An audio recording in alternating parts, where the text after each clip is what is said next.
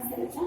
तो आज मैं आप लोगों को मेरी पहली वीडियो में ही मैंने आप लोगों को कहा था कि 10th स्टैंडर्ड स्पेशली 9th और 10th में grammar points only they are coming for multiple choice.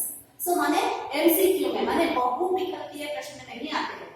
माने आप लोगों को चॉइस रहता है, 4 ऑप्शंस रहते हैं, उसमें से एक चुनकर आपको आंसर देना है। वहां पर मैंने आप लोगों को 8 से 10 अंशों को मैंने वहां पर बताया था, उसी को मैं व्याकरण एक को आज मैं बताने जा रही हूँ। देखो यहाँ पर कारक माने क्या है? कारक आप लोग विस्तार से मैं कह रही हूँ कि कारक कारक कारक माने क्या है? ये विभक्ति प्रत्यय और ये चिन्हों के साथ आप लोगों का उसके कारक के नाम भी मैंने यहाँ पर लिख दिया। लेकिन ये कारक क्या? आप लोग देखो यदि पाठ में की पद्य में कोई भी सेंटेंस माने वाक्य बिना कारक के नहीं है। बिना कारक के कोई भी वाक्य संपूर्ण अर्थपूर्ण वाक्य नहीं बनते। आप लोग देखो कि मल्टीपल चॉइस में 1 मार्क्स के लिए आता है, इसे क्या पढ़ना, लेकिन यहाँ पर 1 मार्क्स का नहीं। आप लोग को अगर ऑल सेंटेंस लिखना है, स्त्रीलिंग आया, पुल्लिंग आया, एकवचन आया, बहुवचन आया, वहां पर कौन सा कारक कहाँ पर इस्तेमाल करना है, ये भी आप लोगों को जानना बहुत मुश्किल आसान है। अगर आप लोग इस कारक को याद रखेंगे, माने इसका अर्थ समझेंगे, इसका इस्तेमाल कहाँ पर करना है, इस कौन से वाक्य में को संपूर्ण करने के लिए कौन सा विभक्ति प्रत्यय डालते हैं, ये आप लोग जान लोगे तो आप आराम से अपनी ओर से आंसर लिख पाओगे। क्योंकि आप लोग जानते हो कि भाषा में माने फॉर एग्जांपल लैंग्वेज में आप लोगों को ज्यादा अर्थ करके पढ़ने की आवश्यकता नहीं है। अगर आप पाठ का सारांश या पद्य का सारांश आप समझ लोगे तो आप आराम से आंसर लिख सकते हो। तो लेकिन लिखते वक्त आप स्त्रीलिंग को पुल्लिंग के साथ, पुल्लिंग को स्त्रीलिंग के साथ अगर आप लोग जोड़ोगे तो वहां पर आंसर अर्थपूर्ण नहीं रहेगा, अर्थहीन हो जाएगा। वहां पर आप मार्क्स गवा दोगे। आप लोगों को लगेगा कि मैंने पूरा आंसर दिया है, मार्क्स नहीं दिया, लेकिन आप लोग वहां पर बहुत सारे ग्रामर मिस्टेक मैंने व्याकरण विभाग में बहुत सारे मिस्टेक और गलतियां किए थे, इसलिए आप लोगों को वहां पर पूरा का पूरा अंक नहीं मिला। देखो यहाँ पर कारक माने क्या? आप लोग जानते हो ये कोई भी सेंटेंस में, कोई भी वाक्य में संज्ञा या सर्वनाम तो रहता है।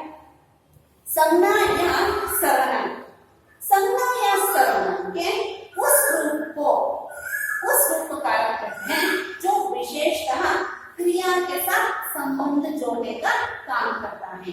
तो आप लोग जानते हो उसने या गुलाब सिंह, स्वामी विवेकानंद नाम आए तो संज्ञा, नाम के बदले में आए वाक्यांशों को हम लोग कहते हैं सर्वनाम। नाम के बदले में इंस्टेड ऑफ नाउन, नाम पर संज्ञा के बदले जो प्रयोग होते हैं वर्ड, उसे हम सर्वनाम कहते हैं। लेकिन आप लोग जानते हो कोई भी वाक्य में संज्ञा रहती है या तो सर्वनाम रहती है। वह संज्ञा या सर्वनाम एक वाक्यांश कंप्लीट होने के लिए क्रिया के साथ उसका संबंध जोड़ना है। क्रिया के साथ उसका संबंध जोड़ते हैं हम जो शब्दों का, जो चिन्हों का इस्तेमाल करते हैं, जो अक्षरों का इस्तेमाल करते हैं, उसी को कारक कहते हैं। देखो यहाँ पर मैंने कुछ एग्जाम्पल आप लोगों को लिख दिया है। तो देखो गुलाब सिंह ने झंडा बनाया। देखो यहाँ पर झंडा संज्ञा और गुलाब सिंह संज्ञा, बनाया ये क्रिया। तो देखो यहाँ पर आप लोग देखो गुलाब सिंह नाम है, ये संज्ञा है, झंडा भी संज्ञा है, लेकिन बनाया, झंडा बनाया ये क्रिया है। तो इस झंडे को किसने बनाया? गुलाब सिंह ने। इन दोनों के साथ, दोनों शब्दों के साथ संबंध के कौन जोड़ा? ये कर्ता कारक ने का, माने संज्ञा या सर्वनाम क्रिया विशेषतः क्रिया के साथ संबंध जोड़ते हुए बीच में हम जिन चिन्हों का इस्तेमाल करते हैं उसी को कारक कहते हैं। समझ में आ रहा है ना? संज्ञा या सर्वनाम शब्दों को क्रिया के साथ जोड़ते वक्त जिन चिन्हों का हम इस्तेमाल करते हैं उसे क्या कहते हैं? कारक कहते हैं। तो यहाँ पर मैंने यहाँ पर कुछ एग्जाम्पल दिए हैं। समाज सेवा का नया मार्ग बताया, समाज सेवा का नया मार्ग बताया। समाज सेवा एक संज्ञा है, मार्ग बताया एक क्रिया है, का यहाँ पर का है संबंध का माने कारक। गाड़ी से उतरा, गाड़ी माने संज्ञा, उतरा माने क्रिया, से माने आप लोगों को कारक। और ओढ़नी से झंडा बना, ओढ़नी माने संज्ञा, से झंडा बना। तो यहाँ पर मैंने दो से को इस्तेमाल किया है। दोनों का भी से अगर आप लोग देखेंगे तो अलग अर्थ आता है। एक बार से अलग अर्थ, दूसरी बार से अलग अर्थ। मैंने यहाँ पर 2 बार दिया है, एग्जाम्पल दिया है, ऐसा मत सोचो। यहाँ पर गाड़ी से उतरा संबंध तोड़ता है, तो यहाँ पर बना संबंध जोड़ता है, माने उसके साथ हमेशा रहता है, साथ रहना, साथ उसके साथ, उसके द्वारा। द्वारा, उसके द्वारा माने झंडा बना किसके द्वारा, ओढ़नी द्वारा। सो यहाँ पर से दो बार आती है, यहाँ पर देखोगे करण कारक एक और उसके बाद अपदान कारक एक। देखो हमेशा आप लोगों को इस कारक माने चिन्ह और उसके विभक्ति प्रत्यय दोनों को आप लोगों को साथ में याद रखना। आप लोग साथ में याद रखोगे तो आप लोगों के लिए आसानी होगी। एग्जाम में ऐसा नहीं कि आप लोगों में एक सेंटेंस देंगे यहाँ पर उचित कारक लगाओ, ऐसा नहीं देंगे। आप लोगों को यहाँ पर कर्ता कारक चिन्ह लगाओ या कर्म कारक के चिन्ह लगाओ, और या तो अंडरलाइन करके देखा कि चिन्ह कौन सा विभक्ति प्रत्यय में आता है, ऐसा नहीं पूछ सकते। आप ऐसा नहीं कर सकते एक सेंटेंस दे दिया यहाँ पर कुछ खाली स्थान दे दिया यहाँ पर उचित कारक लगाओ, ऐसा नहीं पूछ सकते हो।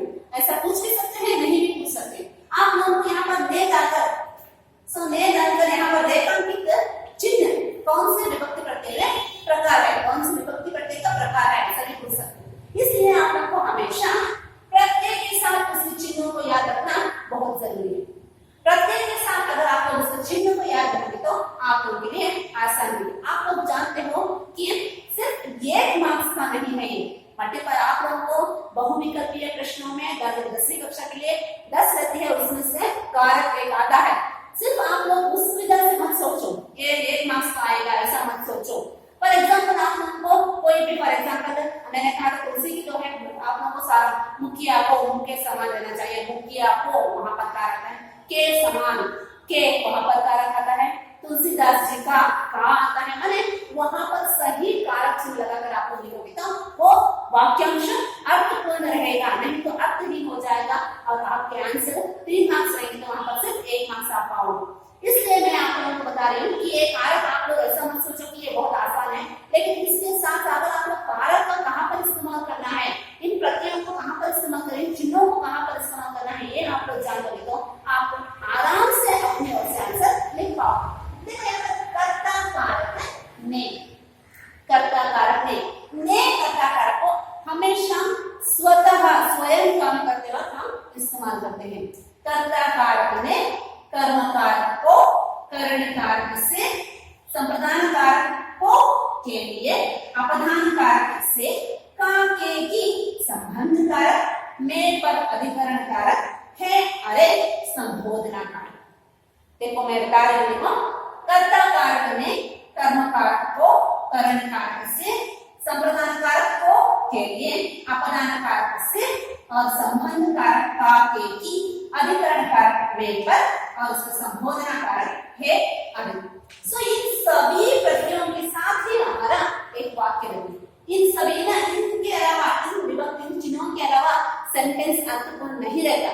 कोई भी वाक्यांश अगर आप लोग लिखोगे इन चिन्हों के अलावा, इन चिन्हों के बगैर वाक्य नहीं बनता। तो माने विभक्ति प्रत्यय का होना जरूरी है। देखो यहाँ पर मैं एक व्यापक से 2 बार आया है और को भी 2 बार आया है, को के लिए, सो को और को के लिए 2 बार आई है। इसका अर्थ क्या मैम, 2 बार आएगी तो हम कैसे आइडेंटिफिकेशन करेंगे? फॉर एग्जांपल आप लोगों को एक सेंटेंस में दे दिया है से, फॉर एग्जांपल देखो मैंने यहाँ पर जो लिखी है, पहले से मैंने आप लोगों को यहाँ पर से का एक उदाहरण लिखा है। देखो गाड़ी से उतरा, पहले देखो ओढ़नी से झंडा बना, ओढ़नी से झंडा बनी, और यहाँ पर देखो बस से मैं उतरा, बस से उतरा। यहाँ पर 2 सेंटेंस में से यहाँ पर आप लोग को एग्जाम में दे सकते हैं कि रेखांकित चिन्ह कौन से विभक्ति प्रत्यय का प्रकार है, कौन सी विभक्ति प्रत्यय का प्रकार है, कैसे 2 बार से आप लोगों को 2 बार आप लोग कंफ्यूजन होगी कि ये करण कारक है या अपदान कारक, ये करण कारक है या अपदान कारक। लेकिन आप लोग ये जान लो कि करण कारक माने, देखो करण कारक जिसके कारण, जिसकी वजह से, जिसके साथ माने ओढ़नी से झंडा बनी। सो झंडा जो उसके हाथ में था वो ओढ़नी से बनी थी, माने ओढ़नी का और झंडा का संबंध अब भी है और ओढ़नी से ही झंडा बना। वो दोनों संबंध अब भी जुड़े हुए हैं, अभी टूटे नहीं। यहाँ पर देखो बस से उतरा, बस से मैं उतर गया, बस अपने आप से चला गया, मैं अपने आप से। सो यहाँ पर से संबंध तोड़ता है, माने संबंध एक दूसरे का संबंध, क्रिया और संज्ञा का संबंध यहाँ पर अलग हो जाता है। यहाँ पर क्रिया और संज्ञा का संबंध जोड़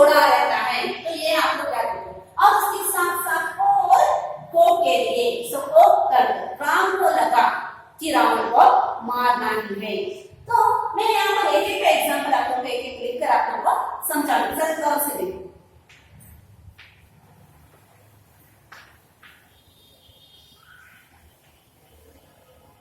पहले आप लोगों को इन सभी कारकों को बाय हार्ट करनी है, आप लोगों को याद रखनी है। तो यहाँ पर ने कारक, गुलाब सिंह ने सोचा,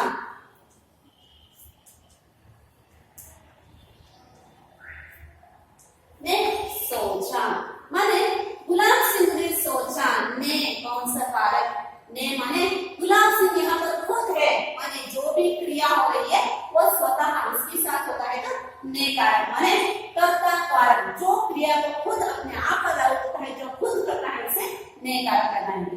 और उसके साथ साथ अगर आप लोग देखेंगे तो करण कर्म कारक, जो कि हम क्रिया किसके ऊपर कर रहे हैं।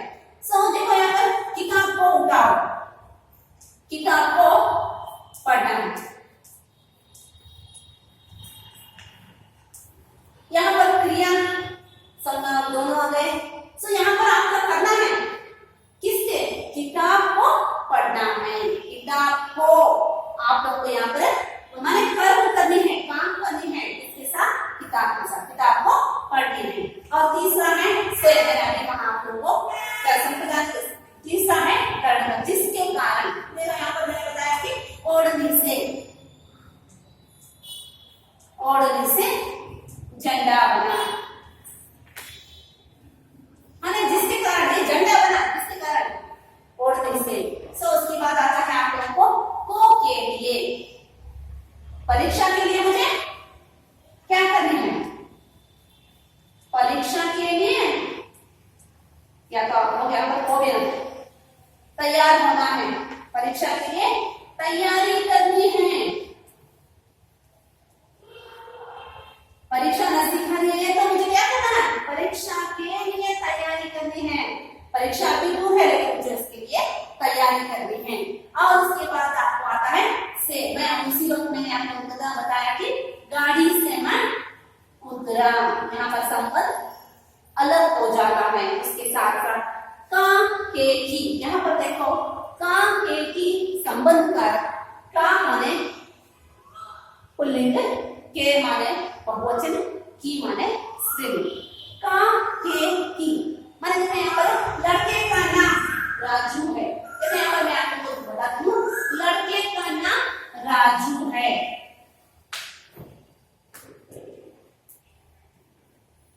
का नाम राजू है, देखो यहाँ पर लड़का पुल्लिंग, लड़की गा रही है, लड़की की माँ आई, यहाँ पर माँ स्त्रीलिंग और लड़की से। सो और यहाँ पर देखो बच्चों के स्कूल, बच्चों के पास जाओ, मैंने देखा के माने बहुवचन, पुल्लिंग स्त्रीलिंग और बहुवचन। का के की यहाँ पर आपको लिखते पुल्लिंग शब्द आए तो पुल्लिंग शब्द एक वचन में रहा तो का, बहुवचन रहे तो स्त्रीलिंग हो या पुल्लिंग, बहुवचन रहे तो के, स्त्रीलिंग आए तो स्त्रीलिंग, एक वचन आए तो की। उसके बाद मैं और पर, टेबल पर किताब है, उसके ऊपर माने अधिकार का उस पर, पेड़ पर मैं चढ़ा उस पर, उसके ऊपर।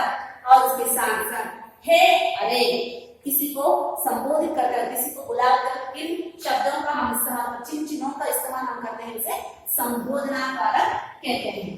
आज तो आप लोगों को समझ में आ गया होगा। अगर आप लोगों को समझ में नहीं आया तो आप लोग एक काम करो, किताब में से कोई भी 10 वाक्यों को निकालो जो इन सभी कारकों पर कारक सहित रहने वाले कुछ एग्जाम्पल्स को निकालो। और उसके साथ आप लोग किताब नोटबुक में लेकर को कौन कौन सी विभक्ति प्रत्यय में आते हैं उसका नाम लिखते जाओ, तो आप लोगों के लिए आसानी होगी। अगर आप लोगों को फिर भी कुछ डाउट लगे तो आप टीचर्स को, या तो आप स्कूल में जब आओगे, स्कूल जब खुलेंगे तब जब आओगे ना, तब आप मुझसे पूछ सकते हैं। ठीक है, यहाँ पर दोबारा मैं आपको बताती हूँ। कर्ता कारक ने कर्म कारक को करण कारक से, संप्रदान कारक को के लिए अपधान कारक से का के की, संबंध कारक में संबंध कारक का के की, अधिकरण कारक में पर संबोधन कारक है। अरे ये आप लोगों को बाय हार्ट करनी है। बाय हार्ट करने से ही आप लोग इसको आसानी से इस्तेमाल कर सकते हो वाक्य में, अर्थपूर्ण वाक्य में। तो आज के लिए बस इतना ही, सिर्फ 10वीं कक्षा से सिर्फ 9वीं कक्षा के लिए नहीं, पूरे 8th standard 9th standard 10th standard सभी बच्चों के लिए मैं यहाँ पर बात कर रही हूँ। तो आप मैं समझती हूँ कि आप लोग ऐसा पढ़ोगे ये आपके लिए अच्छा होगा, क्योंकि आप लोग आती है, आप लोग को बहुत सारा टेंशन रहेगा स्कूल में पर, तो ये आसान से जो चीजें हैं, आसान से जो विषय है, इन सबको आप लोग घर में ही बैठकर आराम से सीख सकते हो। तो ये इसके बारे में आप लोग नोटबुक में एग्जाम्पल्स लिखे, कौन सी विधा है, कौन सी विभक्ति प्रत्यय है, इसे लिखने की कोशिश करो। तो आज के लिए बस इतना, धन्यवाद।